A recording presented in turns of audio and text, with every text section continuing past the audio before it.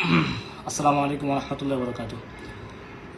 যারা আমার লাইভটি শুনতে পাবেন অথবা পরবর্তীতে দেখবেন, আপনাদের সকলের কাছে আমি আমার পরিচয়টা দিয়ে রাখি। আমি সাইফুল ইসলাম, এবং গত 17 নভেম্বর ধানমন্ডি 32-এর সামনে আমাদের ছাত্র জনতার যে অবস্থান ছিল সেখানে আমিও ছিলাম, এবং অনাকাঙ্ক্ষিত আমার মুখ থেকে যে একটা শব্দ বের হয়েছিল বাংলাদেশ সেনাবাহিনী বা আর্মি সম্পর্কে, সেটা আপনারা ইতিমধ্যে অনেক সবাই শুনে ফেলেছেন, এবং এটা নিয়ে যে তর্ক বিতর্ক বা কন্ট্রোভার্সারি হয়েছে সেটা আপনারা সবাই ইতিমধ্যেই জানেন।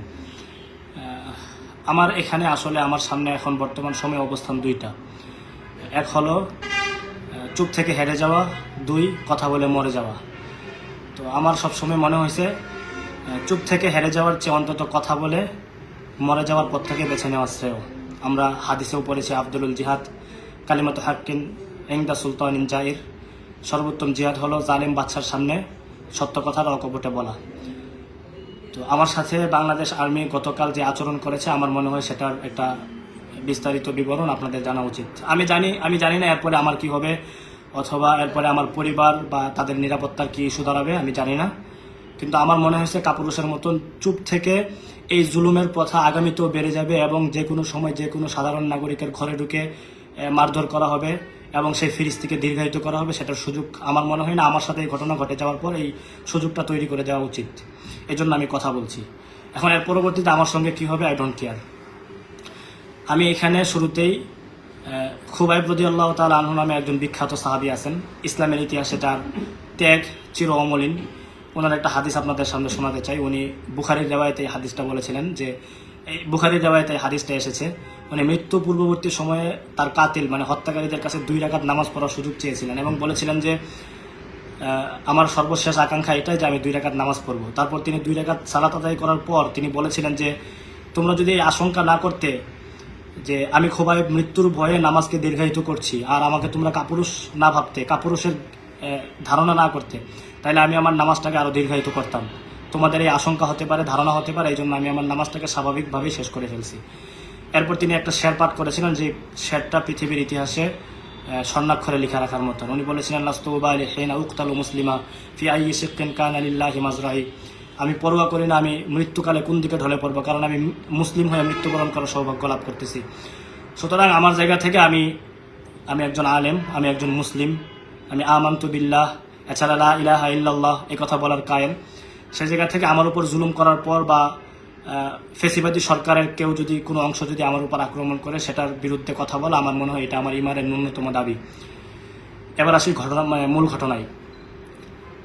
প্রথমে আমি বলে রাখি, বাংলাদেশ আর্মি সম্পর্কে যে কথাটা ছিল এটা আসলে একটা মিডিয়ার খণ্ডিত অংশ। এখানে আমি পুরোপুরি আমার এই আলোচনা ছিল প্রায় 10 মিনিটের সাক্ষাৎকার ছিল, সেখান থেকে শুধুমাত্র যে কথাটা বলেছিলাম সেই কথাটার প্রতিক্রিয়া আসাটা খুব স্বাভাবিক। তবুও আমি বিনা বাক্যে এই কথা স্বীকার করছি, আমার বাংলাদেশ আর্মি সম্পর্কে ওই কথা বলার যে শব্দচয়নটা অবশ্যই খারাপ ছিল, মন্দ ছিল। আমি এর জন্য আবারও ক্ষমা চাইতে রাজি। প্রয়োজনে আমার যদি আদালতের কাছে যাওয়া লাগে, রাষ্ট্রপক্ষের কাছেও আমি ক্ষমা চাইবো ইনশাআল্লাহ। কিন্তু আমার প্রশ্ন হলো, আমি যে কথাটা বলেছি সেটার প্রতিক্রিয়া আসছে। কথাটা কোন প্রসঙ্গে বলেছি, কেন বলেছি, সেটার প্রেক্ষাপটও জানা দরকার ছিল রাষ্ট্রপক্ষের এবং বাংলাদেশ সেনাবাহিনীর।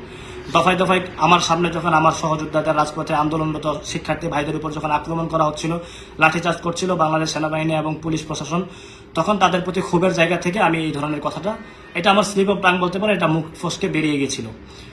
তদুপরি আমি যখন আর্মি আমার কাছে আসছিল, আমি তাদের কাছে বারবার এই কথা বলছিলাম যে স্যার এটা আমার ভুল ছিল, মিস্টেক ছিল, আমি অনাকাঙ্ক্ষিতভাবে বলে ফেলছি, তার জন্য আমি অনুতপ্ত। কিন্তু তবুও তারা আমার সঙ্গে যে আচরণ করছে সেটার বিবরণ আমি এখন আপনাদের সামনে দিতে যাচ্ছি। গতকাল বাদ মাগরিব প্রায় আধা ঘন্টা পরবর্তী সময়ে আমি আমার বাসায় ঢুকি।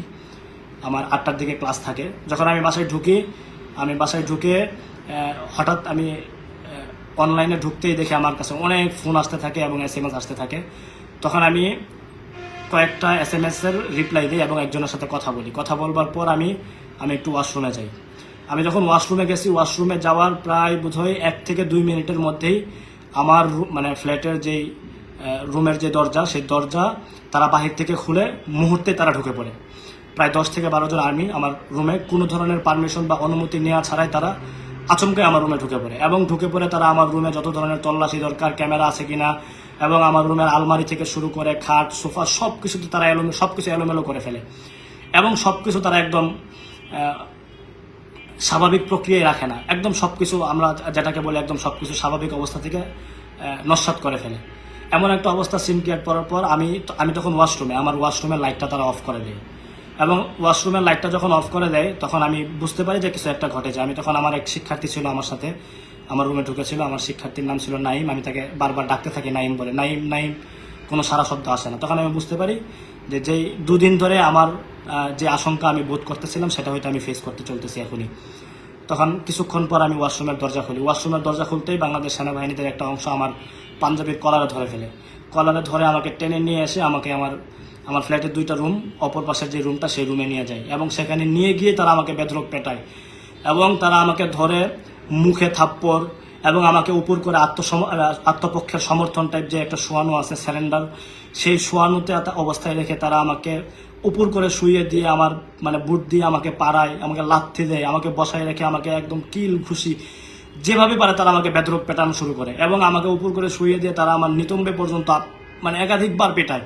আমি তাদের আঘাতের কারণে চিৎকার করতে থাকি, তারা আমার মুখ চেপে ধরে এবং বলে যে কোনো ধরনের চিৎকার করবে না, চিৎকার করলে তোকে শেষ করে দিব। এবং আমাকে প্রথমে নিয়ে বসিয়ে বলে, তুই সেনাবাহিনী সম্পর্কে কী বলছিলি ওই কথাটা আবার বল। আমি বলি, স্যার ওইটা আমার মিস্টেক ছিল, আমি রাগে খুবই নিজেকে নিয়ন্ত্রণ করতে পারিনি, কথাটা বলে ফেলেছি, এবং মিডিয়া সেটা কাটসাট করেছে। আমি এর জন্য অনুতপ্ত, আমি লজ্জিত, আমি এর জন্য ক্ষমা চাইতে রাজি, মুসলেখা দিতে রাজি। তবু আমাকে বারবার বলে, তুই কী বলছো ওইটা খালি আরেকবার বল। এই কথা বলেই তারা আমাকে মারতে থাকে। এমনকি কয়েক দফায় আমাকে পেটানোর পর তারা আমাকে বসায়, যখন বসায় তখন অফিসার যেই স্যার আছে আসেন আর কি, ওনার মুখটা বাঁধা ছিল, উনি তখন আমাকে আমার চুলে বারবার টেনে ধরে কয়েকবার আমাকে মুখে থাপ্পড় দেয়। উনি যতবার আমাকে মুখে থাপ্পড় দিতেছিলেন, আমার রসুল সাল্লাল্লাহু আলাইহি ওয়াসাল্লামের একটা হাদিসের কথা মনে পড়তেছিল, যে হাদিসে আল্লাহ রসুল বলছেন, তোমরা যখন কাউকে শাস্তি দিবা তখন তোমরা কোনো ব্যক্তির মুখে আঘাত করিও না। মুহাদ্দিসিনগণ এই হাদিসের ব্যাখ্যায় বলছেন, এই জন্যই আল্লাহ রসুল হাদিসে মুখে আঘাত করতে নিষেধ করেছেন, যে আল্লাহ তাআলা প্রতিটা মানুষের মুখটাকে অনেক সুন্দর করে সৃষ্টি করেছেন। তারা আমার চুল ধরে বারবার টেনে আমাকে জোরে জোরে সজোরে আমার মুখে আঘাত করতেছিল, এবং অফিসার যে স্যার আমাকে বারবার চুলটা ঠিক করে দিতেছিল, তখন পাশ থেকে আরো 2-1 আর্মি সদস্য বলতেছিল যে স্যার আপনি কেন তার চুল ঠিক করে দেন, ওরে তো আমরা আজকে একদম শেষ করে ফেলবো। এই কথা বলে তারপর আরো 2-3 এসে আমাকে আবার চুল ধরে টেনে চুল ছিঁড়ে ফেলবে এরকম অবস্থা, সজোরে টান দিয়ে আমাকে মুখে বারবার আঘাত করে, থাপ্পড় দেয়। আমি এইভাবে আমার মুখ ফিরাতে চাই, এইভাবে আমি আমাকে ডিফেন্স করতে চাই, কিন্তু তখন বলে হাত দিবি তোর হাত একদম শেষ করে দিব। আমি যখন চিৎকার দিতে চাই আমাকে বলে চিৎকার দিবি তো তোর একদম মেরে ফেলবো তুই। এমনকি এক পর্যায়ে বলে আজকে স্যার আসছে দেখে তুই শুধু বেঁচে গেলি, তোর যে আজকে আমরা কি করতাম। তারপর তারা আমাকে আবার উপর করে শোয়ায়, উপর করে তারা আমাকে শোয়ানোর পর তারা সেনাবাহিনীর কাছে যে লাঠি থাকে, তারা একদম সিভিল ড্রেসে তারা আসেনি, তারা পুরো দমে আর্মি যেভাবে থাকে বন্দুক লাঠি সব কিছু নিয়ে আসে তারা, এবং তারা আমাকে উপর করে শুয়ে দিয়ে তারা আমার নিতম্বে এবং আমার পায়ের পাতায় সজোরে আঘাত করতে থাকে। আমি তাদের কাছে করজোর করে আমি মিনতি করতে থাকি, আমি বলি স্যার আমার বয়সে আপনাদের ছেলে আছে অথবা আপনাদের মেয়ে আছে, আপনাদের সন্তান আছে স্যার, তাদের মুখের দিকে একবার তাকান, আমি আল্লাহর হস্তে মাফ চাইতেছি, আমার আপনারা মাফ করে দেন।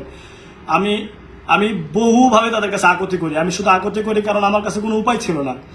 হ্যাঁ, ধানমন্ডি 32-এ অবস্থানকালে বাংলাদেশ সেনাবাহিনী সম্পর্কে আমি যে মন্তব্য করেছিলাম সেটা আমার অনেকটা অনাকাঙ্ক্ষিত ছিল, একটা অবস্থার প্রেক্ষিতে ছিল, কিন্তু আমি যতবারই তাদের কাছে এইভাবে আমি আমার অপরাধ থেকে স্বীকার করতেছিলাম এবং মাফ চাইতেছিলাম, তারা আমাকে কোনোভাবে মাফ করতে রাজি ছিল না, তারা আমার উপর আঘাত করতেছিল। এবং তারা আমার রুমে যখন ঢুকে তল্লাশি চালাতে শুরু করে তখন তারা আমার ভাইকে ফোন দেয়, তারা আমার ভাইকে ফোন দিয়ে আমার ভাইকে পর্যন্ত গালিগালাজ করে, এবং আমার বাবাকে তুলে পর্যন্ত তারা গালিগালাজ করে, এমনও কথা বলে যে তোর বাবা কি পরিমাণ জানোয়ার, আমার ভাইকে ফোন দিয়ে বলে যে আমার কথা বলে আমার মতন নাকি একটা হারামজাদা জন্ম দিচ্ছে, যে হারামজাদা বাংলাদেশ আর্মি সম্পর্কে বাজে মন্তব্য করে।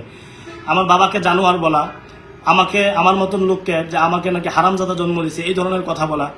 বাংলাদেশ আর্মি সম্পর্কে যে কথাটা আমি বলেছি সেটা অবশ্যই আমার অপরাধ, আমি এখনো স্বীকার করতেছি, এই কথাটা অনাকাঙ্ক্ষিত ছিল, আমি সেটা বলতে চাই নাই। শব্দচয়নটা অবশ্যই অশ্লীল ছিল, গর্হিত ছিল, কিন্তু কোন প্রেক্ষিতে বলেছিলাম, আমি কিসের কারণে বলেছিলাম, সেই কথাটা টেনে আনাটা অবশ্যই প্রাসঙ্গিক বলে আমি মনে করি। আমি রাষ্ট্রপক্ষকেও বলবো, যদি আমাকে একজন আদালত পর্যন্ত যেতে হয়, কোর্টে চালান দেওয়া হয়, আমি তবু বলবো যে এই প্রেক্ষাপট এবং কোন কারণে বলা হয়েছিল সেই অবস্থাটা যেন অবশ্যই বিবেচনা করা হয়। তবু যদি আমার এই গালি দেওয়াটাকে অপরাধ বলা হয়, সেটার জের ধরে আমাকে যখন পেটাচ্ছিল, আমাকেও গালিগালাজ করতেছিল, আমার ভাইকে ফোন দিয়ে গালিগালাজ করা, আমার বাবাকে গালিগালাজ করা। আমি যখন আর্মিকে গালিগালাজ করি তখন সেটা অপরাধ, আর্মি যখন আমাকে গালিগালাজ করে, আমার ভাইদেরকে গালিগালাজ করে, আমার পরিবার নিয়ে বাজে মন্তব্য করে, আমার বাবাকে গালিগালাজ করে, তখন কি তাদের জন্য সেটা অপরাধ হয় না? অপরাধ তো হয় নিশ্চয়ই। তদুপরি আমি গতকাল এই ঘটনার পর আমি এবং আমি গতকাল ক্ষমা চেয়ে একটা পোস্টও করেছিলাম। অনেকের প্রশ্ন, আমি এটা নিয়ে আসলে কেন পোস্ট করেছি। আমার কাছ থেকে তারা আসার পর, তারা আমাকে মারধর করার পর, তারা আমার কাছ থেকে জোরপূর্বক লিখিত মুচলেখা নেয় এবং লিখিত মুচলেখা নেওয়ার পর তারা এটার যে মুচলেখা লিখিত নিয়েছে সেটার ভিডিও তারা তাদের ক্যামেরায় আমার কাছ থেকে আমাকে বলে, আমি সেটা স্ক্রিপ্টেড, আমি সেটা বলি এবং তারা সেটা রেকর্ড করে। এবং তারা এটাও বলে যে বাংলাদেশ আর্মি তোর সাথে কোনো তোমার সাথে কোনো খারাপ আচরণ করেছে। আমাকে তখন বলতে বলা হয় যে না, আমি তখন না বলি। বাংলাদেশ আর্মি আমার সাথে সদয় আচরণ করেছে, কোনো ধরনের খারাপ আচরণ করেনি, আমি স্বেচ্ছায় মুচলেখা দিয়েছি, এই ধরনের স্ক্রিপ্টেড কথাও তারা আমার কাছ থেকে নিয়ে যায়। এবং সেটার কারণে আমাকে এটাও বলা হয় 11টার আগে যেন আমি মাফ চাই, প্রকাশ্যে যেন ফেসবুকে মাফ চেয়ে একটা পোস্ট করি। এবং আমি মূলত সেই কারণে বাধ্য হয়ে ফেসবুকে আমি পোস্ট করেছিলাম। আমাকে এটাও বলা হয়েছিল যে বাংলাদেশ আর্মি সম্পর্কে যেই জায়গায় ঠিক মন্তব্যটা তুই করেছিস ঠিক সেই জায়গায়, ধানমন্ডি 32-এর সামনে গিয়ে তুই মাফ চাইবি, তোর ওখানে গিয়ে পাবলিকলি মাফ চাইতে হবে। আমি তখন সেটাও বলেছিলাম যে প্রয়োজনে আমি সেটাও করব।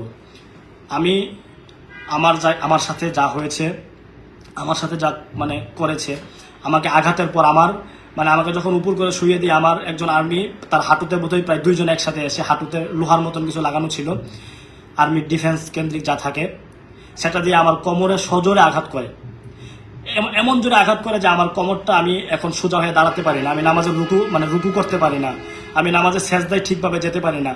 যেতে গেলে আমার কোমরে প্রচুর পরিমাণে ব্যথা অনুভব হয় এবং টান লাগে। এর জন্য আজকে আমি এক্সরে পর্যন্ত করাইছি। এবং আমি সুস্থ স্বাভাবিক মানুষ যেভাবে চলাফেরা করতে পারে, আমি সেভাবে এখন চলাফেরাও করতে পারতেছি না। গত 24 ঘন্টা পর্যন্ত আমি এই ব্যথা নিয়ে সহ্য করতেছি। আমি একটা ল্যাংড়া মানুষ যেভাবে হাঁটে, আমার ঠিক সেভাবে হাঁটতে হয়। অনেক সময় আমার কোমরে ধরে ধরে হাঁটা লাগে। আমি এই ধরনের অবস্থাগুলো ফেস করতেছি। গতকাল রাত থেকে আমার শরীরে জ্বর ছিল। আমি আমি আমি কেন এটা নিয়ে কথা বলতেছি না, আমি আসলে কি ভীতু কিনা, এই জন্য অনেকে পর্যন্ত আমাকে ব্লেমিং করতেছিল অনলাইনে। কিন্তু একটা মানুষ একটা অবস্থা বা সিচুয়েশন ফেস করবার পর তারপর তার স্বাভাবিক হতে যতটুকু সময় লাগে, আমার মনে হয় আমি ঠিক ততটুকু সময়ও পাইনি। তবুও আমার মনে হয়েছে আমার সাথে যে জুলুমটা করা হয়েছে এটা আজকে আমার সাথে করা হয়েছে। যদি আজকে আমি চুপ থাকি তাহলে সেই একই জুলুমের ধারাবাহিকতা অন্য কোনো নাগরিকের উপর চলতে থাকবে। আর আমি চাই না আমার মতন এই জুলুমের শিকার অন্য কোনো নাগরিক সেই জুলুমের শিকার হোক। এবং আজকের পর আমার এবং আমার পরিবারের অবশ্যই, আমার যে ধারণা, তারা বাংলাদেশ সেনাবাহিনী আমাকে বলেছিল যে আমরা আসছি তোর বাসা চিনে গেছি, আমার ফোন নাম্বার নিয়ে গেছে, আমার ভোটার আইডি কার্ড নিয়ে গেছে, তারা ভোটার আইডি কার্ডের ফটোকপি তারা ফোনে ছবি তুলে নিয়ে গেছে, 1 কপি অনলাইন থেকে যে আমার হোয়াটসঅ্যাপে ছিল সেখান থেকেও তারা 1 কপি নিয়ে গেছে, আমার ড্রাইভিং লাইসেন্স নিয়ে গেছে, গাড়ির কাগজ নিয়ে গেছে। এবং তারা আমাকে এটাও বলেছে, সামনে তুই কোনো কথাই বলতে পারবি না, তুই তোর আইডি সব কিছু ডিঅ্যাক্টিভ করে দিয়ে একদম চলে যাবি, তুই যদি কোনো ভালো কথাও বলো সেটার জন্য আমরা তোকে জেরা করবো, তোকে আমরা ধরপাকড় করবো, এবং তোর সঙ্গে আমরা কোনো ধরনের মারধর করছি আর কোনো ধরনের জুলুম করছি, এই ধরনের কথা যদি তুই কোনোদিনও বলস, তাইলে যে তোর বাসা আমরা চিনে গেলাম, তোর ফোন নাম্বার আমাদের কাছে সব কিছু আছে, তোরে আমরা খুব ভালো করে হয়ে গেলাম, তোরে এখন থেকে আমরা নজরদারিতে রাখবো।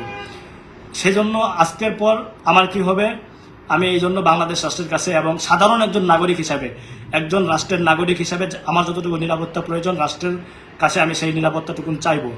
এবং আমার সঙ্গে যে কাজটা করা হয়েছে, আমার কাছ থেকে মুচলেখা নিতে পারতো, আমি সেই মুচলেখা দিতে প্রস্তুত ছিলাম, আমি ক্ষমা চাইতেও রাজি ছিলাম, ক্ষমা চেয়েছি, এখনও বলছি যদি আমার আদালতের কাছে গিয়ে ক্ষমা চাইতে আমি সেটার জন্য ক্ষমা চাইবো। কিন্তু সেটার জের ধরে আমাকে মারধর করা, আমার মা তুলে গালিগালাজ করা, আমার পরিবারের প্রতিটা সদস্যদেরকে এর জন্য ব্লেমিং করা, তাদেরকে চাপের উপর রাখা, আমার মনে হয় এটা সাধারণ একজন নাগরিক হিসাবে আমি স্বাভাবিক থাকতে পারছি না। আমার এর থেকে পরিত্রাণ দরকার এবং আমি আইনগতভাবে আমার যতটুকু যাওয়া যেতে পারে আমি ততটুকু যাব। আমার সাথে কে থাকবে, কয়জন আমার পক্ষে অবস্থান নেবে এবং আমার হয়ে কথা বলবে আমি জানি না, কিন্তু আমি ফি সাবিলিল্লাহ, আমি জালিমদের জুলুমের বিরুদ্ধে কথা বলবই। জুলাই বিপ্লবে আমাদের ব্যক্তিগতভাবে আমার বা মাদ্রাসা তরুণদের অবশ্যই অনেক বেশি অবদান ছিল। আমি অবশ্যই বলে আমি কখনোই কোনো দিন এক মুহূর্তের জন্য জুলাই কেন্দ্রিক আমি কোনো প্রেরিতবাজি করিনি, এখনও করতে চাই না, কিন্তু আমি রাজপথে ছিলাম। বাংলাদেশ সেনাবাহিনীর একটা বিরাট অংশ ছাত্র জনতার উপর পর্যন্ত গুলি চালিয়েছিল।